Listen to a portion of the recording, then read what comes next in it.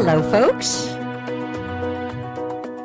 I hope everybody out there is well and in the space that serves them best, which actually I don't even hope that you are in the space that serves you best. I simply know you are in the space that serves you best, whether you're comfortable with it or not. It is the space that is needed for your evolution at this moment. This is Elaine Bartlett, your host of the Purple Portal. And the Purple Portal is a cosmic connection to other dimensions within yourself. So it's my humble way of broadcasting frequencies that will trigger you to step into aspects of yourself that perhaps you did not even know existed. But I know they exist, and I know that that sense of expansion is right here for you and right now. Now, usually on my Purple Portal show, I am inviting you to phone in, but today the show is actually pre-recorded, so you can't call in.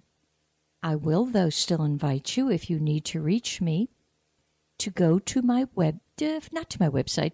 First, we'll do that second. Go to my email, purpleportal777 at gmail.com. So once again, it's the color purple, Purple, portal, Portal, 777 at gmail.com. And that way you can reach me with any comments or thoughts or questions. You know, some of you have been so delightful in kind of asking questions to me off the air, and I'm delighted to answer. What I will caution you, though, about, I am not going to give you a full-on free consultation about what you should and could be doing with your life. If you want a consultation, that is my business, B, capital B. And so for a consultation, I invite you to go to my website, www.higherconsciousness. And that higher is the higher of the higher archangels kind of thing. So it's HIERCONSCIOUSNESS, higherconsciousness.com. And there's a service page. Please check it out. You may want a half-hour consultation, an hour consultation. Some of you may want this kind of insight into you from a numerological point of view. Others may want the I Ching. Some of you want some feng shui insight. I've been at this a long time. And because it's a business, and I respect your businesses, I know you'll respect what I do as a business. It's all too easy. It's kind of like finding that doctor at the cocktail party, and you roll up your sleeve and say, "Hey, doc, what do you think this is?" It's way too much. I can't possibly give you a thimbleful of information that will be sufficient. You are a multifaceted being. You deserve more, and therefore it requires more time and more focus and therefore more energy. So go to higherconsciousness.com and check out my services. All right, so yes, my name is Elaine Bartlett, and Bartlett is like the pears, a Bartlett pear. Think of it that way. You know, there is an app for this program because this program is brought to you from Talk Network Radio. So you could put an app on your phones, TNR. So it's T for Thomas, N for Nancy, R for Right On. And you can listen to my shows and any of the other wonderful people who are connected with this whole system at any time you like. So for me, all you have to do is figure out how to scroll to the purple portal, and you're in and good to go. So today, because you can't call in, I thought it would be a wonderful time to share a little bit about something called the I Ching. Now, there are different pronunciations of it. Sometimes you will hear it pronounced Yi, Y-E-E, Ching, C-H-I-N-G, or sometimes people say it's the I Ching, and then it's just an I and C-H-I-N-G. Well, the Yi Ching pronunciation is just a bit more Asian in its influence, and the I Ching, of course, is how we've sort of slurred the E, and it's all one and the same thing.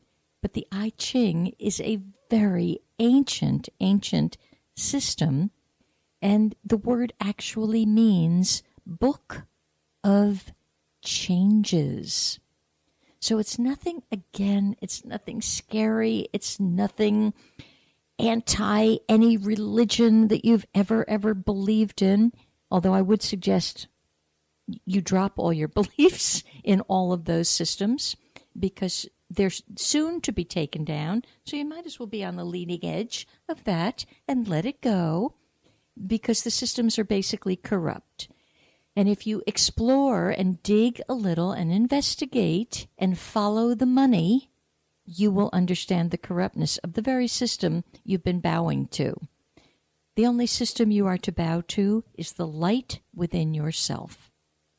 You are the shining one. And once you begin to bow to the light within yourself, well, it'll be a heck of a lot more easier for you to be generous of spirit and bow to the light in me or your enemy or your most hated one, because you can see it. You actually can see it.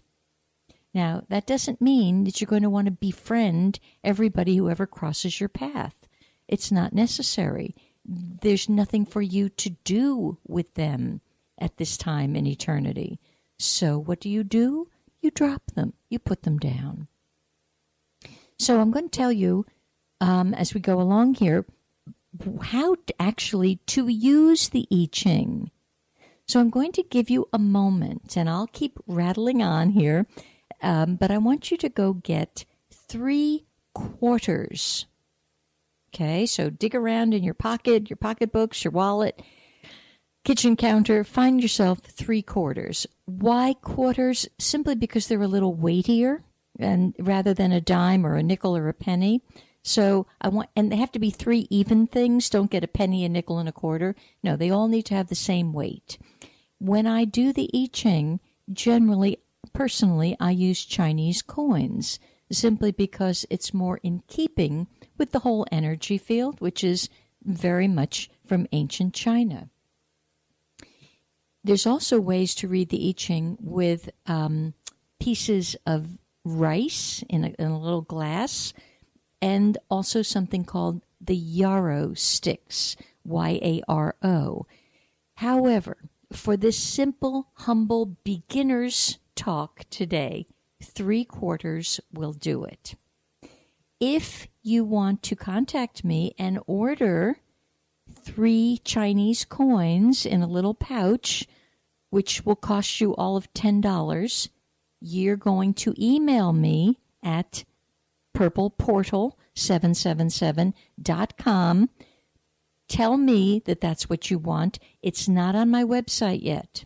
So you'd have to email it. You'd then have to go to PayPal, put $10 in, and Shazam, this lovely little thing is then sent to you. But it can be done with quarters as well. So suit yourself. Some of you will have a real propensity toward keeping in the flavor of the whole thing. So I hope now you've got your 3 quarters. You need a piece of paper, and you need a pencil or a pen. The wisdom because not only is it a book of changes, it's actually a wisdom book, if you will. And it's a way of you reading the current of the river of your life at any moment. And so, yes, you get to ask it a question. And in the 70s, well, I guess maybe it was the 80s, it must have been the early 80s, some lovely friend gave me a copy of the I Ching. And it was, trust me, now I look back and think, oh, that was a very simple beginner copy. I looked at it and I felt a bit frustrated, kind of irritated, and I don't know what this is saying. And I stuck it on the shelf, and there it stayed until probably the late 80s, early 90s. One day I was like, what is this book? Do I have to get rid of it? I opened it up, and everything that had been written in Greek that made me so uncomfortable 10 years prior was now readily available to my understanding brain. And so I began to look. And one day I had a choice to go from Florida up to New York City for a trade show. I was very invested in interior design at the time, and going to the trade show was a big deal. Particularly when you're new at any of these things, it's always a big deal. So I sat down and I thought, well, I'm just going to ask the I Ching. Should I go or not go? What could tell me something, right? And I was a bit, I don't know, brassy as I look back on it now. Like, yeah, being a wise guy, going to a very sacred thing, and that never, it doesn't work well. So drop your wise guy attitude. The I Ching needs you to be extremely humble, extremely. But wise guy Elaine here went and like, okay, what can you tell me about going to Manhattan for the trade show? Well, this thing had such a dire report, it was almost humorous. It was like, don't do it, restrictions, problems.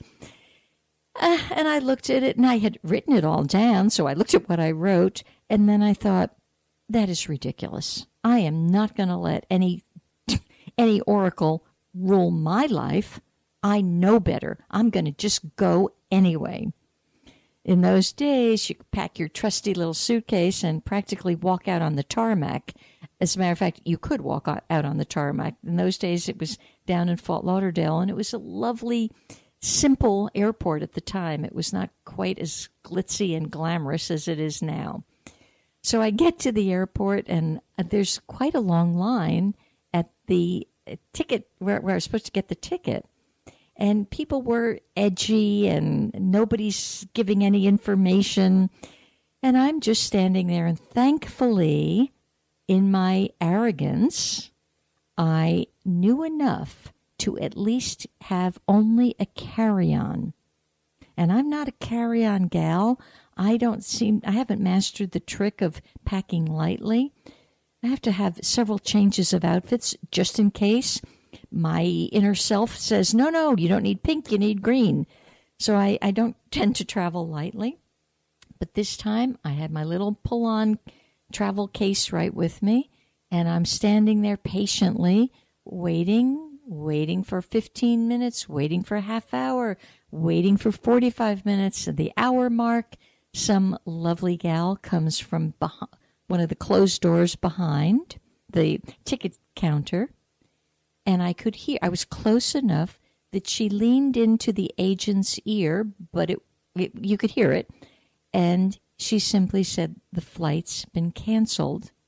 There was a bomb threat. I just took my little case, turned on my heel, and thought, wow, what a big lesson for me. From that moment on, arrogance dropped. There was just a sense of sincerity